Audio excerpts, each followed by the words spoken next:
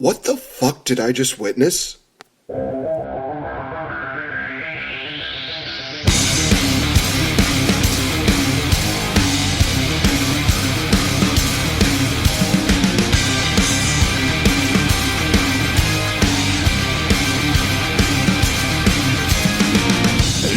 up, there's not a moment to spare. It's quite a drop from the top, so how you feeling down there? It's a cold, cruel, harsh reality.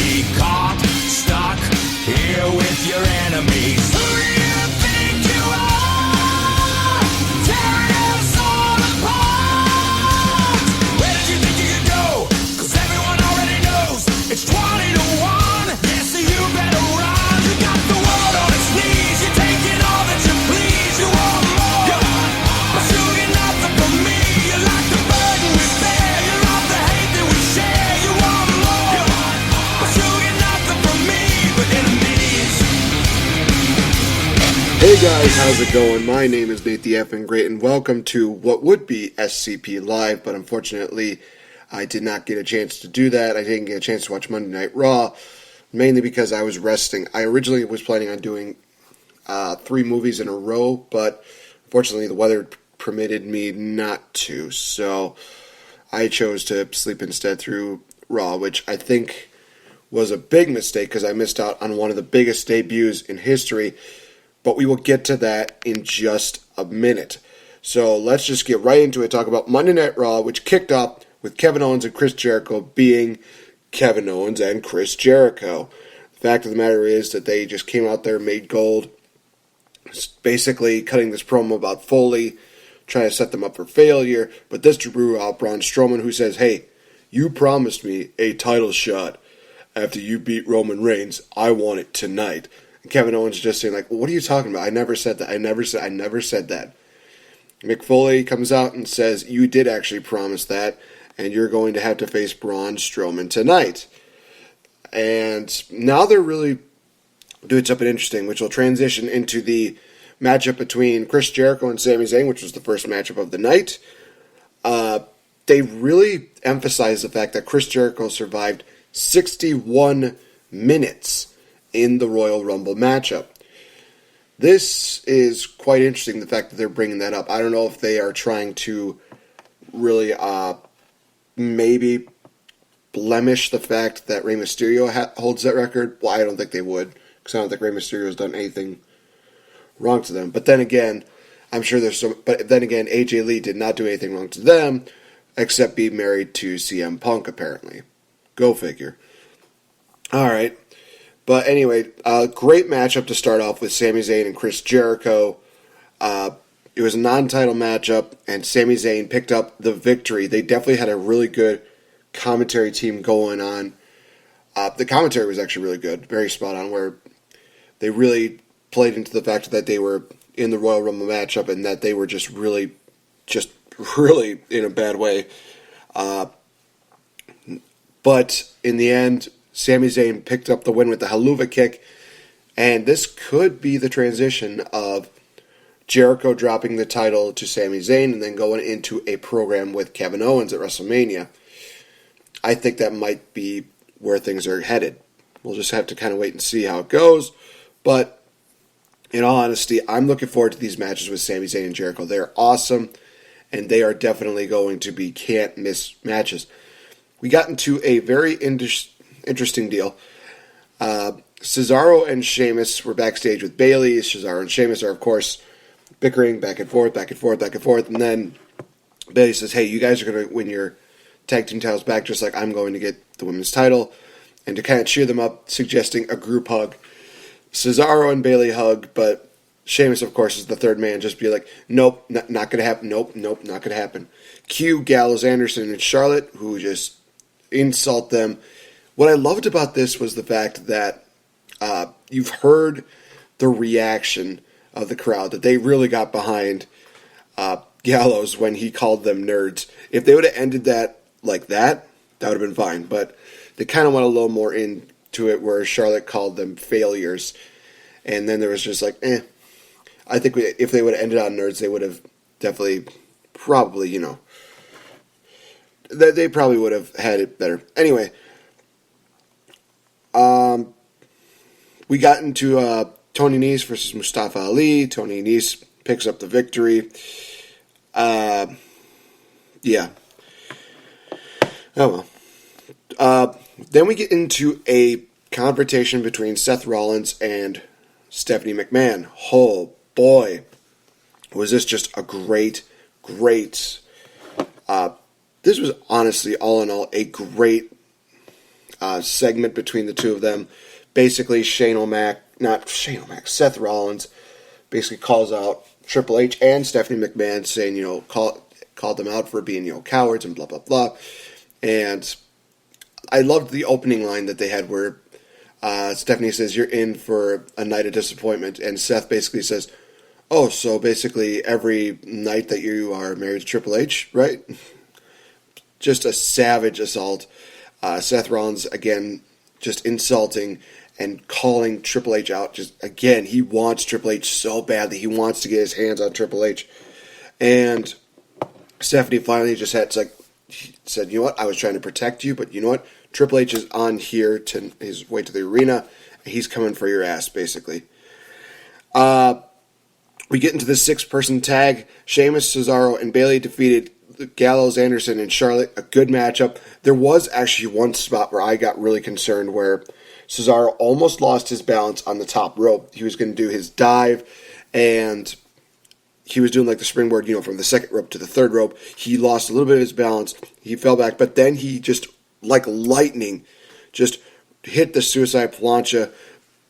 Oh, it was beautiful. Bayley hit the Bayley to belly for the win over Charlotte. Honestly, it was just awesome. It was very cool just to see that. We get a little more into, I guess, the dividing factor between Foley and Stephanie. I am looking forward to seeing how well things go with that. It's going to be interesting to see who replaces Foley after he leaves. The segment with Neville, the Cruiserweight Championship coronation, was just so well done. That was amazing. It honestly, I think that he might have also taken a couple pages out of his buddy Stu Bennett. For a lot of you that don't know, King Barrett, a.k.a. Wade Barrett, a.k.a. Bad News Barrett. I mean, it just sounded very much like he was taking a big page out of Wade Barrett, and I thought that was really cool. And then Rich Swann comes out basically saying, all this stuff is just in your head, that the WWE Universe doesn't care for you and that you are against them and blah, blah. But he was willing to admit that he did lose to you. He did lose to Neville, and that he was being the bigger man and going to shake his hand. Neville just replied, "You don't shake you don't shake the hand of the king. You get on your knee and you bow." Oh, that was actually pretty good. And then Rich Swann just says, "No, I'm not doing it." He turns his back, and that's where Neville goes for the assault. And then Rich Swann basically kicks him in the head, definitely setting up a rematch. And I'm really looking forward to the rematch between Neville and Rich Swann. It's going to be really awesome. Sorry, I had to take care of something. I had to send a message out quick. The next matchup was Braun Strowman against Kevin Owens for the WWE Universal Championship. Before that match even started, Braun Strowman chokeslams Chris Jericho, who was on the commentary table, through that table. And, oh wow, I mean, he evened the odds immensely. Braun Strowman looked like a beast, just dominating Kevin Owens, until Roman Reigns came out and beat down Braun Strowman, and then gave a spear to Strowman, spear to Kevin Owens. So again, it does seem like they are going to really try to set up Roman Reigns versus Braun Strowman for Fastlane, which I'm looking forward to. I think that's going to be a really good matchup. And rumor mills are still spurring the fact that it's going to be Roman Reigns versus Undertaker. I'm going to kind of talk about that. I honestly have no problem with the idea of Roman Reigns versus The Undertaker. A lot of people are just, they're they're basically shit-canning Roman Reigns just because, he's the golden boy. He's the guy that they want to get behind and blah, blah, blah. You have to remember, though, he's not the same guy that he was about a year ago. I mean, a year ago, he was winning the title, I think, for a third time. He's not that same guy anymore. And honestly, it's not even his fault. It's the fact that WWE doesn't know what to do. They just decide, they're just jamming him down our throats just because they don't know who else to throw into the mix. So it's kind of more WWE's fault for not capitalizing on some of these bigger named stars. It's not Roman Reigns' fault. We can't always just punish him and say, no, it's all his fault. He's not turning it. He's not doing that. It's not his decision. It's all boils down to the creative decision and to Vince McMahon's decision. You can't just do that. Now, the idea of Roman Reigns versus Undertaker, I kind of really want to see that. As long as Roman Reigns, keeps being the badass that he is and he doesn't, go into the whole suffer and succotash deal, that I'm okay with. A lot of people would prefer seeing John Cena versus The Undertaker, but I think they may, in fact, do something more interesting with Cena at WrestleMania. They might even do Cena versus Samoa Joe, which, all honesty, I would love to see that more. I think that would be awesome. But getting back to Monday Night Raw, we get a segment with Brock Lesnar and Paul Heyman. Beautiful. Again, Paul Heyman just hits another home run. And just, it was great. It was basically around the premises of yes, but. It's one of those things where they really found a way to say, that Hogan was, Andre was the greatest of all time. Yes, but he did lose to Hulk Hogan. Ronda Rousey was the greatest women's UFC fighter of all time. Yes, but Holly Holm had her number. And then, of course, Undertaker was undefeated at WrestleMania. Yes, but he had to go through Lesnar, and that did not go too well. Now, he tied that in with, Brock Lesnar. He's supposed to be like the greatest. He's supposed to be the machine. And fans will say, yes, but he lost to Goldberg in a matter of minutes at Survivor Series and got eliminated at the Royal Rumble. So he really wants people to look on, again, Goldberg and have that whole yes, but deal. It's just one of those things where it's like, it's one of those things where it's a beautiful promo, like I said. It's just great. But they transitioned into a challenge of Brock Lesnar versus Goldberg at WrestleMania. And that he will end Goldberg's legacy. Honestly, now this really does put into play the fact that people are saying, hey, Goldberg is going to face Kevin Owens for the Universal title at Fastlane. And people are saying, oh, he's going to win the title, and it's going to be Lesnar versus Goldberg for the Universal title at WrestleMania. No, I do not see that. I see the match between Kevin Owens and,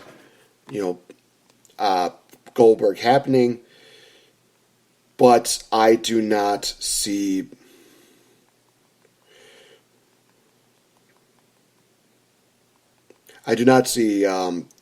Goldberg winning the title. It's just one of those things where it's like, okay, I think it's still going to be an awesome deal. So we'll see what happens. Nia Jax squashes Sasha Banks. It's one of those things where it's like, interesting. They do a rematch again where Nia just destroys Sasha. But what's really interesting is, again, the promo that basically happened beforehand, where Sasha and Bayley have a little bit of a deal where Bayley says, I don't want you going out there less than 100%. I'd much rather you, take time off, let your knee heal, and then come back to beat Nia. And then Sasha says, look, I understand, thank you for your concern, but unlike some people, I am not cool with the idea of coming up short. That is something that kind of interests me a bit. I don't know if that's really a shot at Bayley, or if maybe that's just a shot at, people who have gone through that. The matchup itself,